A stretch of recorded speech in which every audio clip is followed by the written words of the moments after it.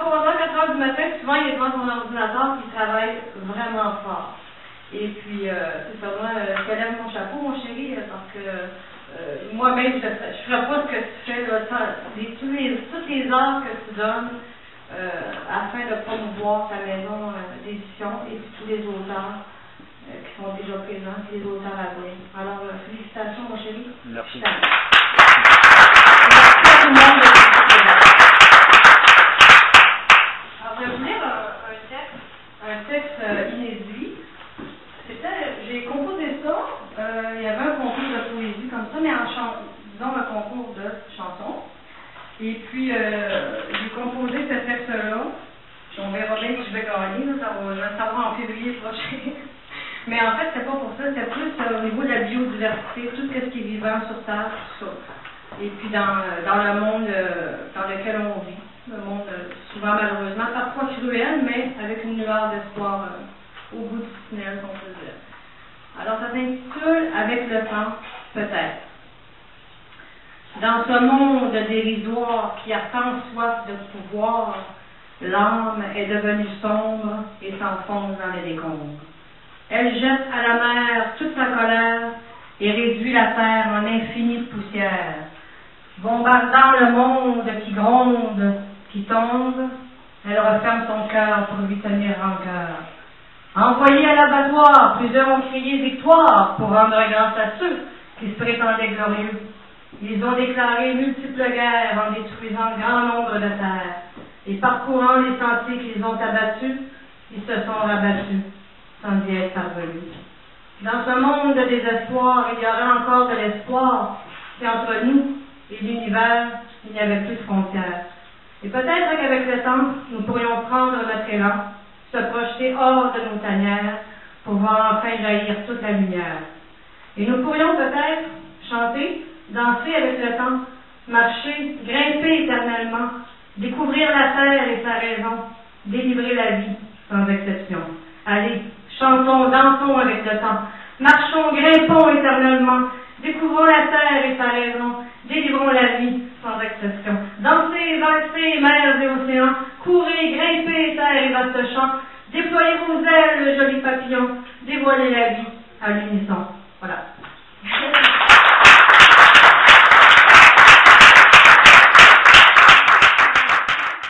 Boire de la bière et fumer des cigarettes, pourrir dans son trou à déléguer de cul et de drogue. On m'offre des cigarettes même si je ne fume pas. Derrière cette fumée qui me brûle les yeux, il y a un visage qui recherche sa raison. Et c'est moi qui perds la face, à savoir si je devrais demeurer dans mon trou, ou bien faire un face-à-face avec le monde extérieur, choisissant soit mon trou ou la raison humaine, double enfer double, double enfer double, un kit ou double, ou bien un double scotch ou un double cognac. Je jette mes cartes et jette les dés de la chance garantie entre le malheur et les botches de ta vie. Je t'ai alors allumé une dernière cigarette, et moi j'ai pris une dernière gorgée, et je me suis vite en allé. Double enfer double, éclipsé. Rose rouge. Tes ceintures pointent en ma direction le fond du désir, car l'amour portait les cheveux longs. Tu es la route que je ne veux plus quitter. Je préfère apprivoiser le clitoris de l'amour au lieu de suivre l'inconscience qui nous guide vers l'insouciance. J'écris avec mon cœur, pas avec mon baccalauréat. Tes paupières se ferment, les miennes s'ouvrent pour te regarder. Et le don de la mort, ombre cherchant à récupérer ton territoire, j'avale tes derniers mots comme un soupir qui claque tes dents.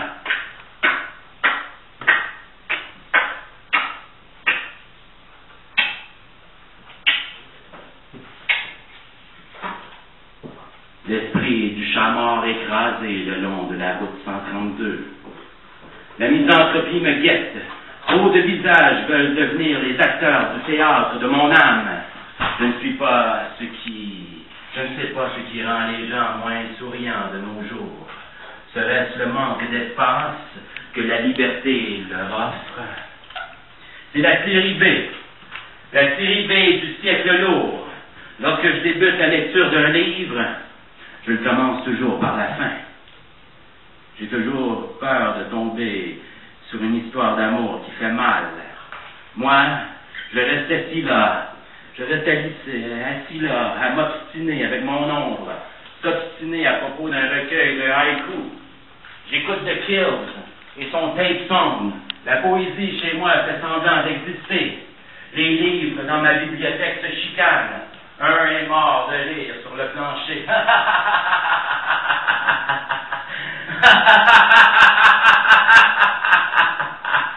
Gang de con. Un est mort de rire sur le plancher et attend que le réfrigérateur reparte pour tuer le silence.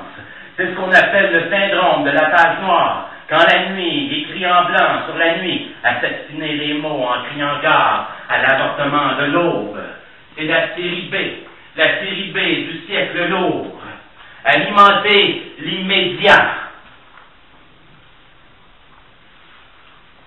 Mes lacets sont des serpents aveugles. Les amoureux se quittent avant le dernier métro de la solitude. L'herpès au cul est un poème de trop. Tu es la douleur qui m'achève. Dieu comme une maladie d'amour, un virus qui nous court après. Le poète des fins de mois vend ses bouteilles vides contre une pinte de lait ou des cannes de soupe cheap. Son orgueil ne peut pas rester là, planté dans l'armoire. L'ennui pousse à la masturbation. Sigmund Freud se retourne dans sa tombe. Voilà pourquoi on passe nos après-midi à se crosser au téléphone, ou juste dans les parcs, à se crosser au téléphone dans les parcs, juste pour le plaisir des voyeurs perturbés. Au paradis des condoms, on n'en porte pas. On préfère souffler dedans en espérant s'envoler avec.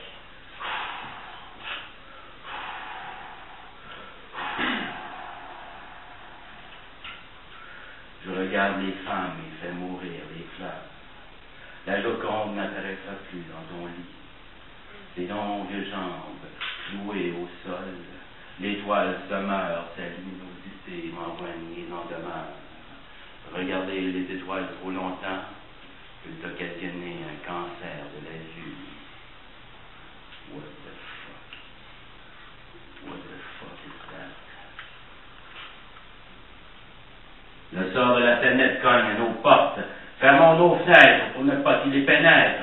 Je prépare ma propre guerre. Il y a un drapeau de Crack Dinner en berne sur mon balcon.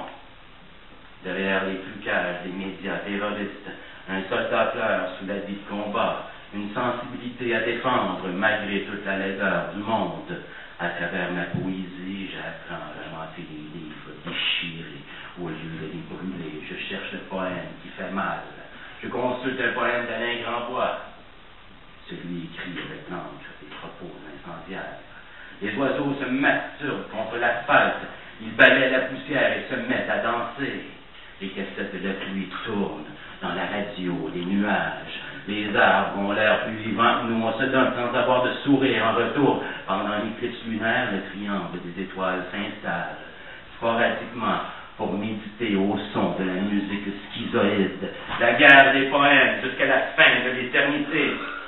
Je souhaite atteindre un paradis dans le néant. Dans la déchéance sphérique, il n'y a jamais eu de siècle de paix. Comment peut-on s'endormir dans la nuit? Une petite fille pense que sa poupée est morte. L'ennui est le seul à lui dire qu'elle est vivante. On m'a tué par derrière.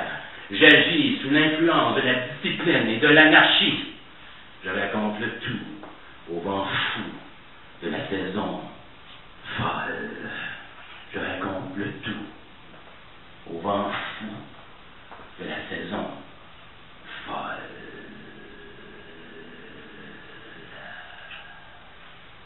Merci.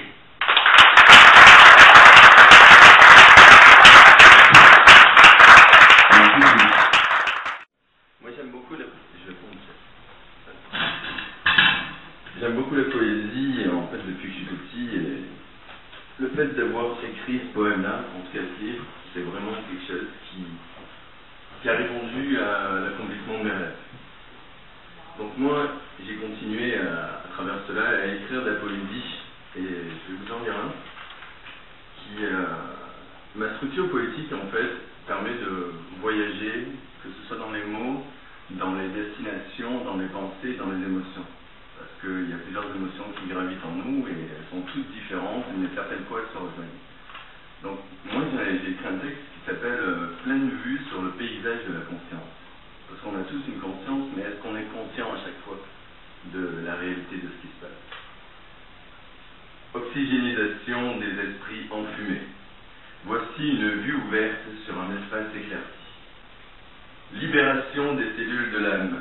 Mettez la clé dans la porte et laissez-vous éblouir.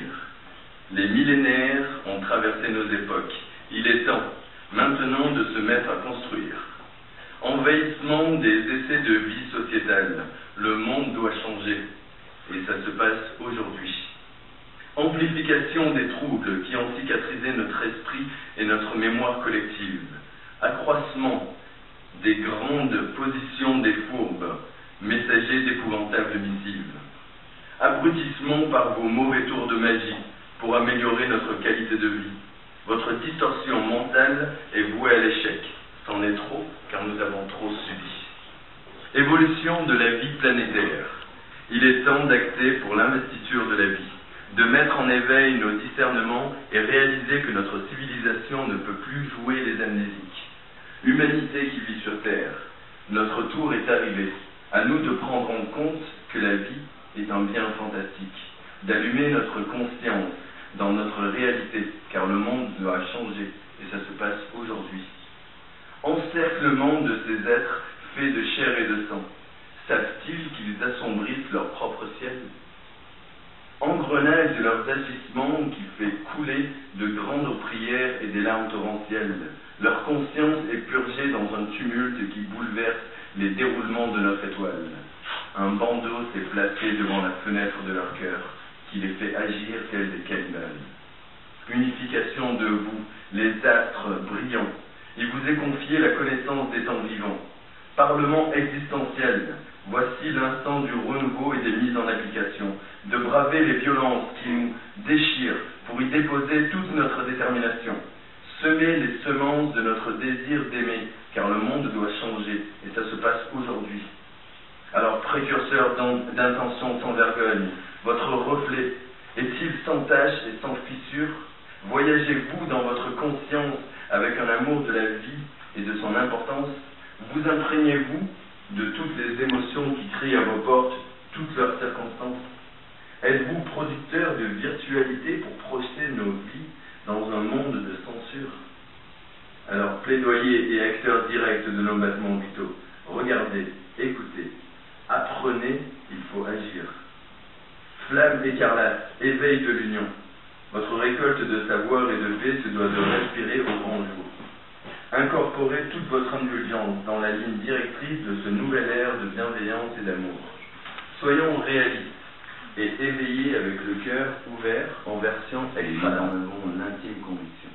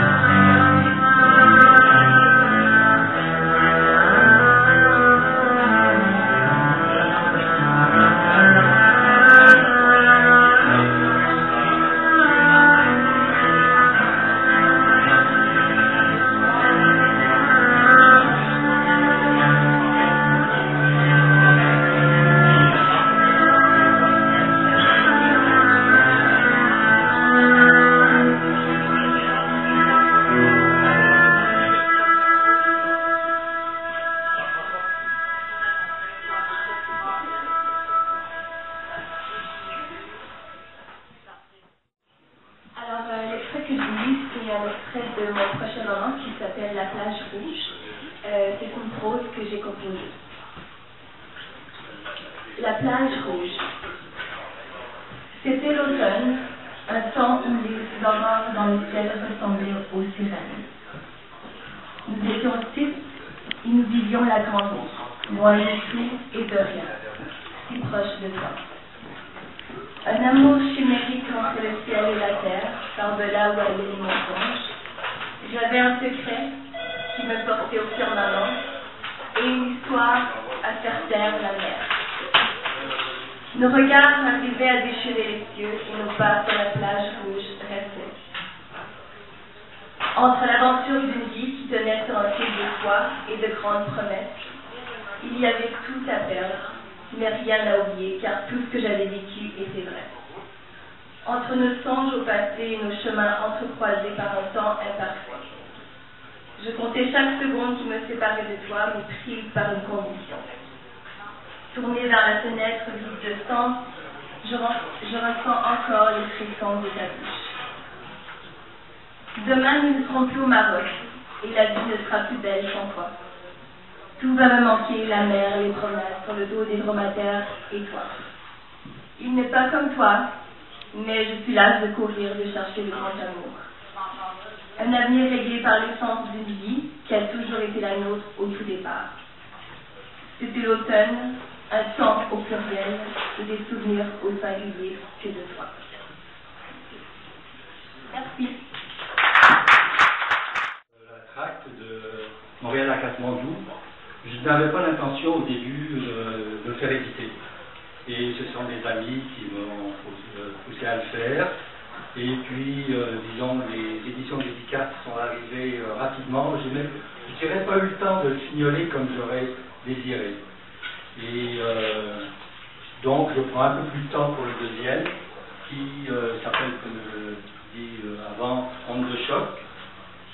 Pendant un certain temps, il s'appelait Onde de choc du Québec au Pérou, et c'est devenu Onde de choc de l'Abitibi à l'Altiplano. Et mon écriture prend un tour un peu plus engagé au point de vue social. Et dans ce livre-là, je parle du milieu des mines, et parce que je suis un petit peu choqué, disons, du comportement de certaines entreprises minières, et en particulier canadiennes à l'étranger. Ayant vécu ça, étant très proche de ce milieu, c'est le sujet du deuxième livre, mais c'est quand même, disons, un roman d'aventure avec les mêmes personnages, avec, disons, des péripéties, des anecdotes. La plupart sont des anecdotes vécues. Alors là, je vais vous lire ce qui va être le 4e de couverture, donc de choc, de l'Abitibi à l'Altiplano. Mineurs bloqués à 6000 pieds sous terre en Abitibi au Québec. Pollution par les rejets toxiques d'une mine de cuivre. Développement d'une mine d'or bafouant les droits des Indiens de l'Altiplano au Pérou. L'univers des mines est un milieu à haut risque pour les hommes qui y travaillent, la nature environnante et les spéculateurs. Pierre, géologue philosophant, et son compagnon Glenn, écologiste utopiste, passent des vacances en Amérique du Sud à arpenter des paysages à couper le souffle, lac d'un bleu myosotis survolé par des condors, vestiges incas, indiennes en chapeau melon, arbres de digogne et immenses cactus candélabres. Des rencontres avec des personnages hors du commun émaillent ce périple. Un indien quechua et des gamins turbulents, un étudiant criollo militant et son oncle, un respectable notaire, des pilleurs de tombes. Tout va basculer lorsque Pierre s'intéressera de trop près d'un projet de développement minier. Attentat, meurtre, disparition, le voyage devient une aventure dans le Montréal à Katmandou. Les thèmes de l'amitié et du respect des diversités culturelles et humaines sont très présents dans les ondes de choc qui se répercutent du nord du Québec à l'altiplano péruvien. Je vais essayer de vous lire parce que je suis un mauvais lecteur. Je me suis rendu compte que quand je me relisais et qu'il y avait des dialogues, je ne lisais pas ce qu'il y avait écrit. Je commençais la phrase, et après mon esprit partait, et je me disais, bon, j'aurais peut-être pas dû écrire comme ça, ou les gens ne parlent pas comme ça. Je vais quand même essayer. Alors là, c'est un extrait d'une scène qui se passe dans le jardin d'un notaire à Arequipa. Arequipa, c'est la deuxième ville du Pérou, c'est une ville fantastique, si vous avez l'occasion un jour d'y aller. Une ville construite en pierre blanche qui soit extraite d'un volcan d'un côté. Et il y a une rivalité entre Lima et Arequipa, un peu comme ici entre Québec et Montréal. Alors il y en a qui partisans d'un côté comme de l'autre, que ce soit des équipes de football et tout, enfin. Alors cette scène-là se passe dans le jardin de ce notaire, et c'est sa filleule, Mercedes, qui habite donc chez son oncle, et qui se remémore son enfance.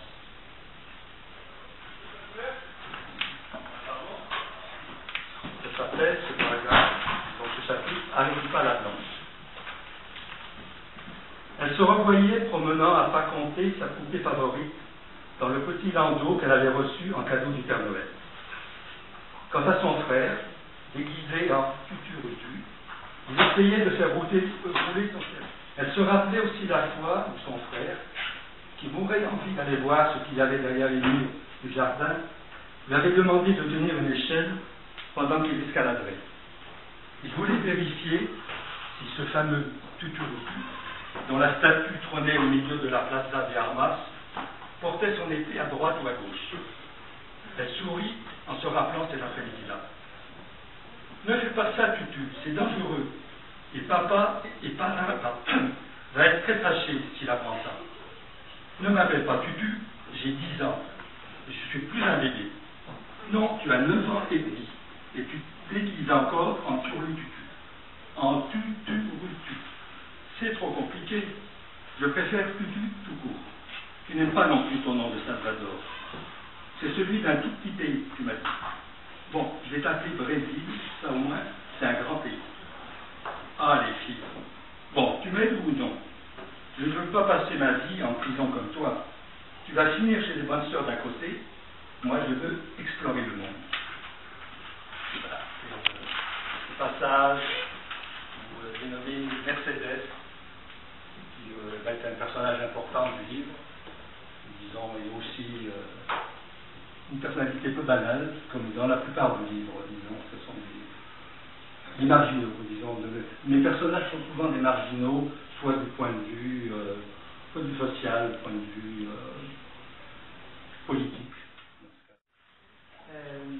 C'est un peu de transformer des petits événements quotidiens et les dédramatiser en lien. C'est ce que je fais. J'ai commencé à écrire tout ça il y a une dizaine d'années. J'ai déjà le deuxième livre écrit, j'en présente le troisième, avec le même personnage, sur le même thème, à la mesure que les campagnes grandissent. C'est pas un récit qui est linéaire, c'est plutôt basé, c'est un peu comme un one-man show, si vous voulez, c'est basé sur les planètes. C'est pas très linéaire, je vais vous rendre un extrait. C'est la vieillette.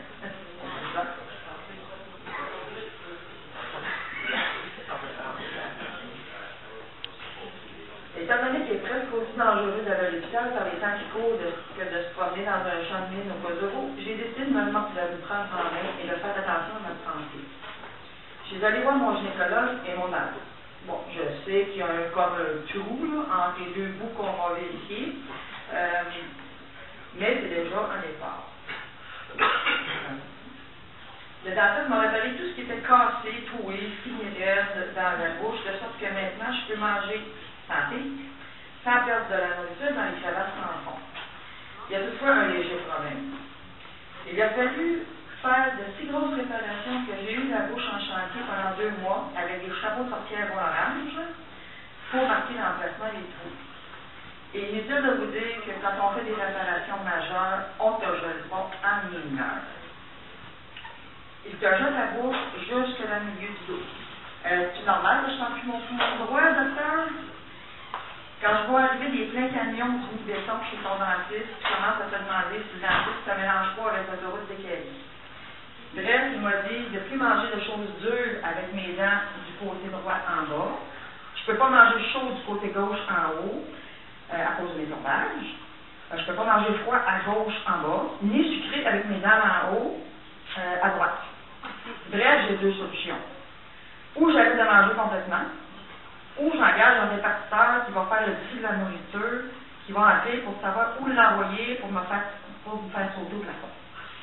Il va falloir que je sois vite sur ses patins quand je vais manger une cuisse de poulet, chaud, à l'orange, sucré, et que je vais pogner un os dur, et qu'ensuite, pour le faire passer, je vais boire une grande gorgée d'eau froide avant d'avaler ma napkin sec. Maintenant, quand j'ai la bouche refaite à neuf, je peux commencer à mieux manger. Je pense qu'on mange trop de cochonneries à la maison. Je me suis mise à lire les étiquettes des produits que j'avais dans mon garde-manger. Mon taux de cholestérol a monté d'1%. Et j'étais juste rendue à la petite vache.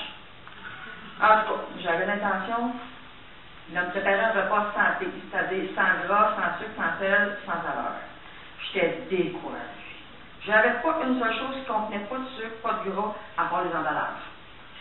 J'avais tellement faim, tellement rien de bon à manger, que je finis par manger la bourrure des chaises. Ça ne coûte pas grand-chose, c'est filamenteux, c'est jaune pâle, c'est fait, exactement comme les Inuits. Mais là, c'est moi qui avais l'air gelé d'un côté.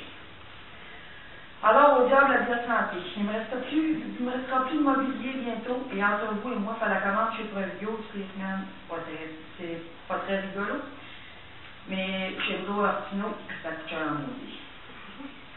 Mon médecin m'a dit que j'avais un métabolisme lent. Autrement dit, ce que je mange se digère lentement et se répartit de la même façon dans mon organisme. Plus ton métabolisme est lent, plus tu engraisses facilement. Elle m'a demandé combien de temps ça me prenait en moyenne pour digérer quelque chose. Est-ce que ça prend plusieurs heures? Ça dépend de ce que c'est. Il y a des choses que j'ai bien la misère à digérer. Comme la dernière fois que ma belle-sœur m'a demandé de garder son hamster pendant qu'elle allait faire du ski dans les Alpes. Il a fallu que je me lève la nuit pour lui donner à manger parce que le jour il dort, je ne l'ai pas réveillé. Celle-là, je ne l'ai pas encore digérée, ça va faire 3 ans en mars. Je parle de nourriture, Mme Longueuil. Ah! Ma nourriture. Moi, je ne calcule pas ça en heures, la digestion, je calcule ça en jours. Je suis le genre de personne à manger une fraise un lundi et à la rater la fin de semaine. Voyageant, pas étonnant que j'ai un excédent de poids. Je pense qu'il me reste encore un vieux fond de pavlone pour digérer à quelque part. Quand je vais être morte, je vais avoir encore pour 5 ans à transformer tout ce que j'aurais mangé de ma vie. Je serai reconnu comme le premier composteur humain. Y a-t-il un moyen d'augmenter la rapidité du métabolisme, donc? Bien sûr, il faut faire de l'exercice régulièrement, surtout ceux qu'on dit cardiovasculaire. Non, ben, je veux dire, sans faire d'effort. Non. Ah, c'est ce que je pensais. Finir comme composteur, c'est pas mal. J'aurais pu finir comme tout le monde. Je veux dire, comme tous ceux qui ont fait des exercices, surtout cardiovasculaires, pour rien, et qui sont morts pareil, mais un peu moins gros, et qui vont prendre moins de temps que moi à être mangés par la vermine. Le résultat, finalement, elle commence quand t'es mort.